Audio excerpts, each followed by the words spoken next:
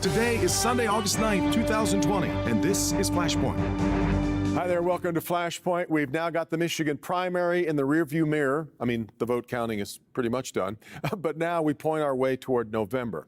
No massive tremors from the primary, aside from a glimpse of the heavy lifting required for all of those absentee ballots. But sometimes the primary is the key race, such as the race to replace Paul Mitchell. It's a reliably Republican district, and a political newcomer came on strong to beat the candidate Mitchell had hoped would replace him. We're going to meet Lisa McLean a little bit later on. At the same time, as we point our way to something that is going to pop up much sooner than the November election, the start of the school year. I had a chance to talk to the governor last week about the frustrations being felt by school leaders and teachers all over the state who are finding it impossible to plan without more guidance from the state.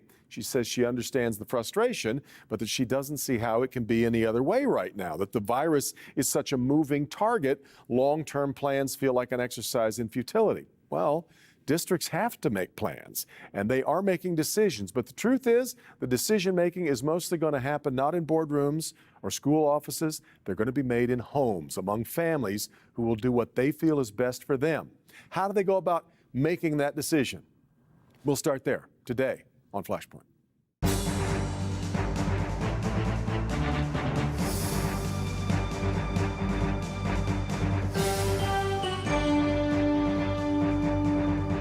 I want to start with schools this morning. So much uncertainty facing every stakeholder in this huge component of American life. And joining me to talk about it, our own Paula Tutman here from Local 4, who has been reporting basically 24/7 for the last 2 to 3 months on what schools are going to do. And Jametta Lilly, who is the CEO of the Detroit Parent Network. And Jametta, I want to start with what is becoming increasingly clear, and that is that no matter what Lansing or your local school board or your principal even says, parents are going to decide what happens in this new school year. I'm really curious about what you're hearing right now.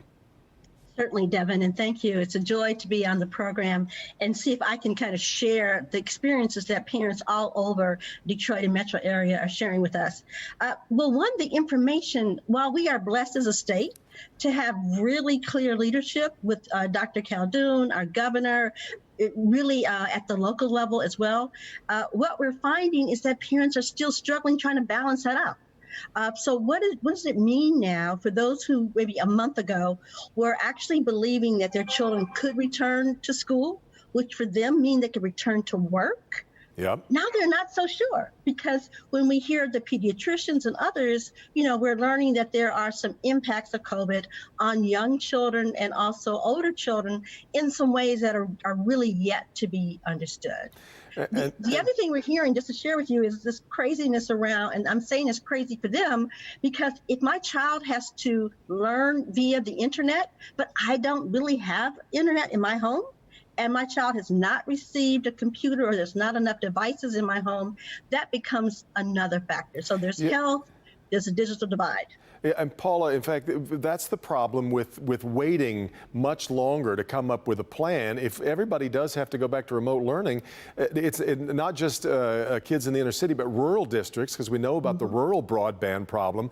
This is a problem of infrastructure that we needed to be working on a lot sooner than, oh, school starts next week, we need to get you an internet connection. Absolutely. I mean, if you take a look at the earliest school starts, and so Detroit, for instance, with 51,000 students, their start date is the 31st. So that's, how many days away? Count them on your fingers, basically. And even though they've had great partnerships with private sector, they just got this $23 million investment. They're trying to get devices in the hands of students. That's Detroit. Detroit, interestingly, is very, very well situated right now, I think, to handle some of these digital divide issues, but not completely. And that goes for the rural districts as well. And so if you think about, if you lose 10 or even 20% of students because they don't have access, they don't have digital access, or how about this? How about if their parents do make the hard choice and one can stay home?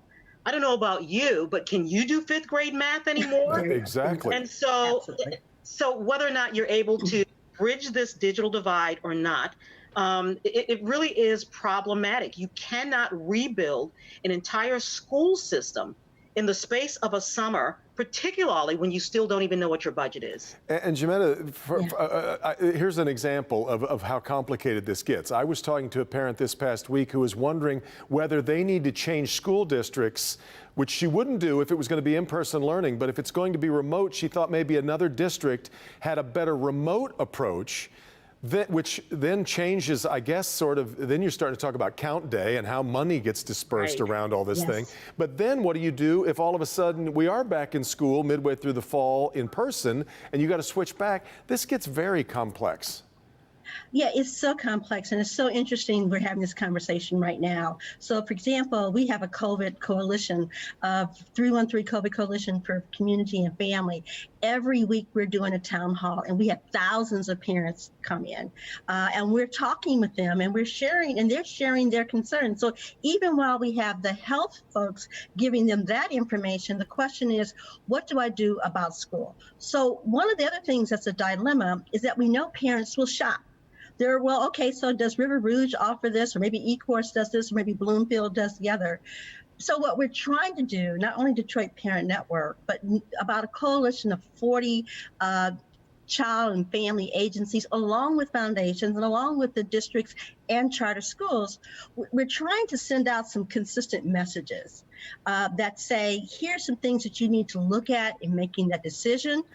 First, we want to make sure that you're safe, that your children will be safe. Yep. Take a look at the return to learning plan and then make sure that school is responsive in looking at that plan. And if you need some help figuring this stuff out, including the 64-page document that our wonderful public health officials have created, but that's pretty daunting for many parents. And even those parents who have 2 or 3 different degrees, it's not necessarily in that aspect.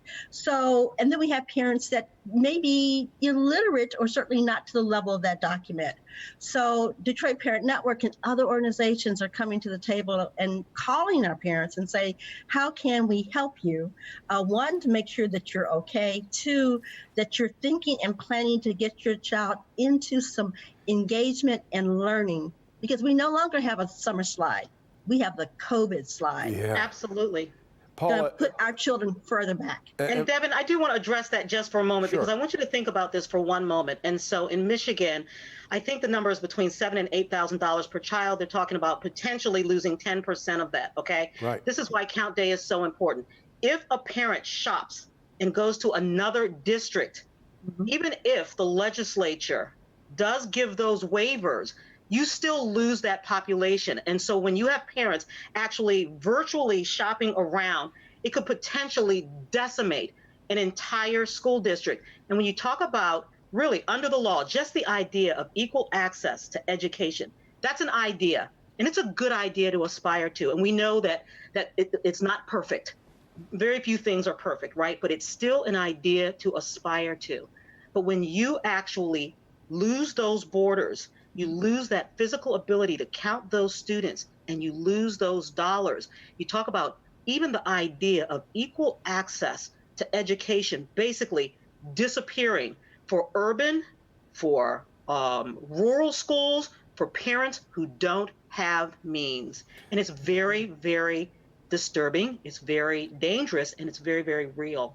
In fact, Jametta, for the reasons you were just describing, the gaps that exist in our education system, this is intensifying them. Some parents are better prepared for this to work at home. Some parents are going to be able to hire a teacher. We've heard about these some families that have means, creating sort of pods where they hire a teacher to sort of create a different kind of homeschool. I mean, we really are, I'm sorry, I've only got about 30 seconds left here, but we really are in danger of watching those gaps increase and intensify.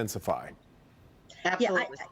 I think really we have to have a lens on educational equity. We have to look at how we fund our schools, and we have to make internet for all also a priority. This is going to cost money, but it's going to take us working both from the grass tops and the community level with parents to come up with solutions. We have to resolve this, or Michigan and our kids are not going to thrive, and we're going to continue to be at the bottom of the nation when it comes to education and workforce development. No doubt. I so appreciate the conversation with both of you, and I know we're going to stay on it, obviously, as we march toward fall. Thanks so much, both of you. Wonderful. Thank you. Thank you for bet. having this topic.